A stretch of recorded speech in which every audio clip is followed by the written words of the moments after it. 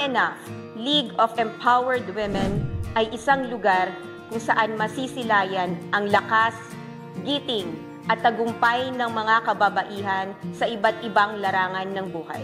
Ating tatalakayin ang mga kwento ng pag-asa, determinasyon at inspirasyon mula sa mga babaeng nagsusulong ng pag-unlad at pagbabago sa lipunan. Dito sa ENAF, League of Empowered Women.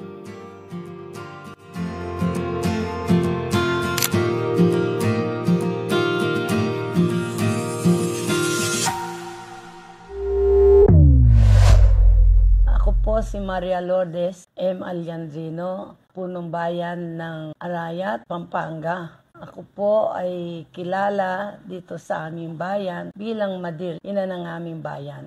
Mayora, tunay po na isang karangalan na pinaunlakan mo po kami sa aming imbitasyon, ang ENAF, League of Empowered Women. Maraming salamat po. Para po magsilbing inspirasyon din sa mga kababaihan, kaugnay po ito sa lakas, giting at tagumpay ng kababaihan. Sa unang tanong po natin, ano po yung mga hakbang na inyong ginagawa bilang isang female mayor upang higit pang mapalakas ang partisipasyon ng mga kababaihan sa pamahalaan? Bilang mayor po na ng aming bayan, ang tinututukan ko po ang priority ko higit sa lahat ng mga kababaihan. Yung pong walang maabuso at saka yung mabigyan sila ng tamang hanap buhay, yung mabigyan sila ng livelihoods. Nagpupunta po ako sa, halimbawa sa Senate bilang ina, kailangan maghanap buhay ka para may pakain ka, ibigay ka sa iyong mga anak. Ganun po ang ginagawa ko. Sa inyong opinion po, Mayora, ano po yung nagiging bentahe at hamon ng pagiging isang babae sa posisyon ng mayor? Hindi ko rin po kasi nasa na mauupo ko bilang mayor ng aming bayan. Talagang ipopokus mo yung sarili mo sa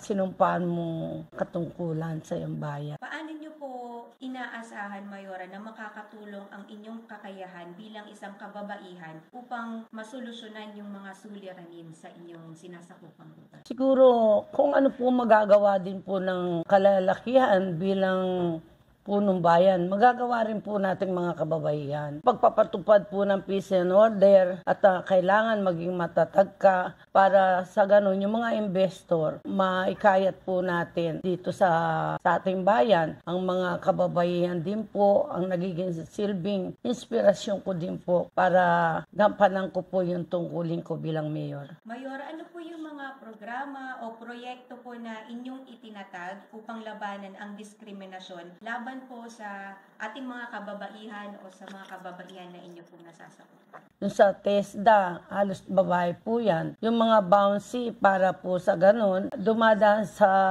yung ating mga kababaihan, yung pang-abuso o mga kalalakihan man o kapwa nila kababaihan, ay nalulunasan po natin sa tulong ng mga bouncy. Kung hindi po natin sila bibigyan ng hanap buhay, paano po din nila magagampanan yung bilang ina rin ng tahanan? Mayora, sa inyo pong opinion, paano niyo po isinasabuhay yung konsepto ng women empowerment sa pamamagitan ng inyong liderato bilang isang mayor? Hindi po ako nagpapatawag ng mayor dito, kundi Madira, halos ang tawag nila. Nangako po ako sa sarili ko na yung support at tiwala po nila sa akin ay gagampanan ko ng buong katapatan at hindi po ako masisira sa pangako. Gagawin ko po maging malakas ang puwersa ng mga kababaihan dito sa amin. Tawagin ko na po kayong Madir. Sige.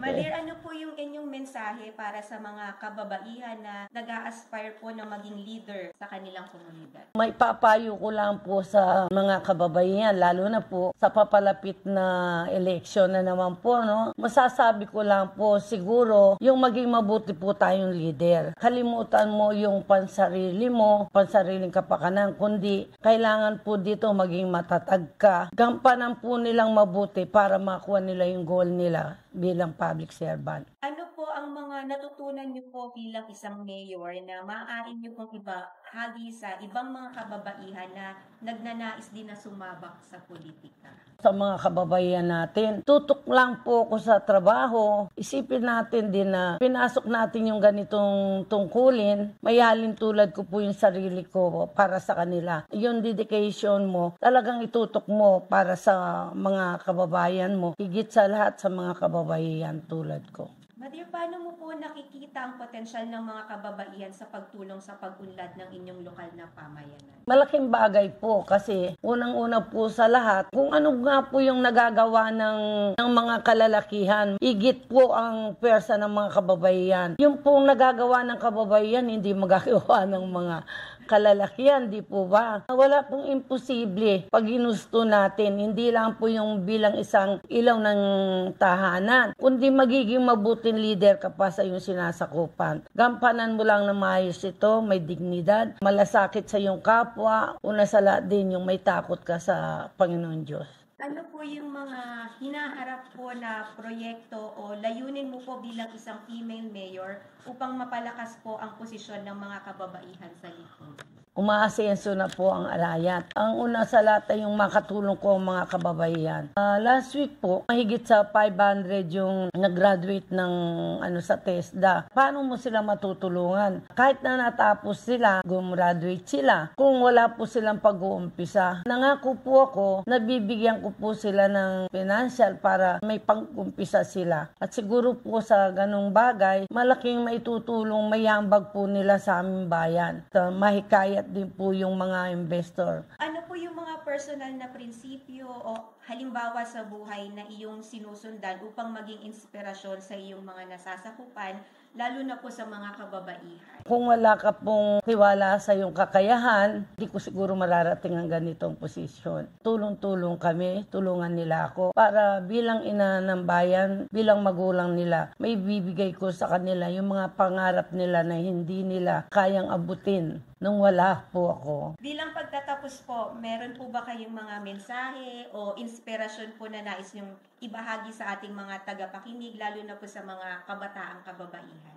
Ang masasabi ko lang po sa mga ina ng tahanan, yung kahit na po tutok tayo sa trabaho, kailangan din po atiin natin yung oras natin, may time tayo sa ating mga anak, sa ating pamilya. Gaya ko po, dinidivide ko yung oras ko. Di ba po ninyo na itatanong, may apo na ako sa tuhod. Andyan yung mga apo ko, nakasambahay ko. Ang ginagawa ko po, trabaho ko dito, sabi nga nila, paano ko napaghahati-hati? Nasa atin po kasi yun eh. Halimbawa po, kailangan ibabanding mo sila. Gaya po sa umaga din, 8 o'clock andito na ako. Before 8 o'clock, kasama ko pa silang naliligo bago ako tutulak ng trabaho. Gagampanan ko yung bilang ina't lola ng aming pamilya. Talagang isa ka pong inspirasyon. Yun po, maraming salamat po muli, Mayora Madir Alejandrino. Maraming salamat din po sa panahon na inukol po ninyo sa amin. Nakakabigla mo po kasi ninenervyos ako sa inyo. Alam po.